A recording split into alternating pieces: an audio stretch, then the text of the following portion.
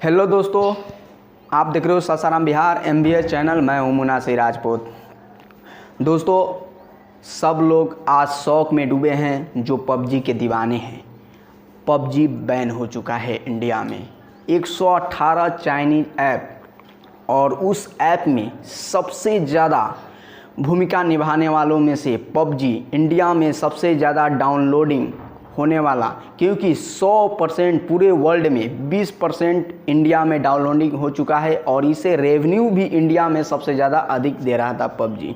और पबजी को बैन होते ही चाइना में खलबली मच चुकी है।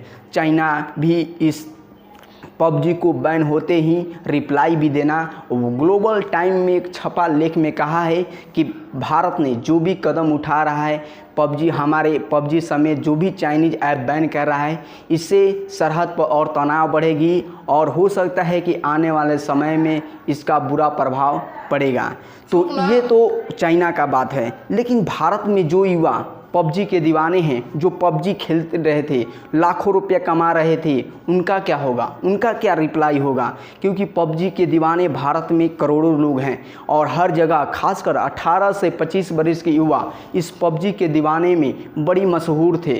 क्योंकि खासकर जब भी प्रधानमंत्री कहीं भी जाते थे तो वो ज़रूर एक सवाल पूछते थे कि तू पबजी वाला तो नहीं है। ये सवाल उनके मुंह में आज एक बैन होने के बाद लोगों के मन में एक ही सवाल चल रहा था कि क्या सरकार पहले से मन बना चुकी थी कि पबजी बैन होगा?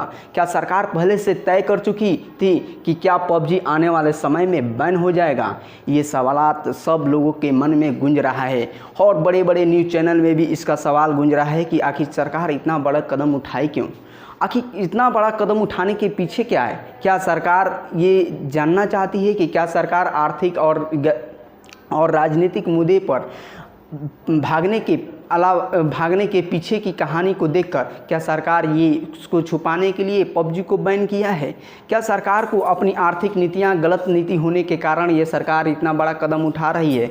तो सवालात यही है, लेकिन लोगों के मन में एक ही सवाल है कि आखिर पबजी हुआ क्यों बैन? क्योंकि बहुत लोग को मानना है कि साउथ कोरियन का ये ऐप है और इस साउथ कोरियन का ऐप होने के बावजूद भी इस पबजी को बैन क्यों किया गया है। आप लोग कम जानते होंगे कि साउथ कोरिया और चाइना के बीच एक कंपनी, दोनों कंपनी के मिली भगत से ये एक ऐप को डेवलप किया गया और चाइना में पब्लिश किया गया, और चाइना के पब्लिश करने के बाद पूरे वर्ल्ड में पब्लिश किया गया। इसके मोबाइल वर्जन भी उतारे गए हैं।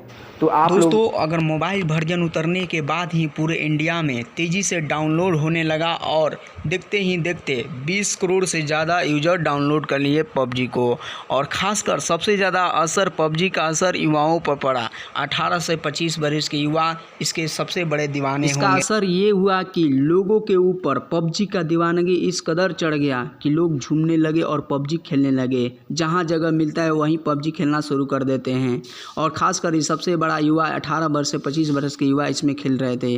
तो इसी तरह सरकार ने देखते ही इसको बैन लगा दिया, और ख़ासकर उन युवाओं के लिए दुख की खबर है जो पबजी खेलते हैं।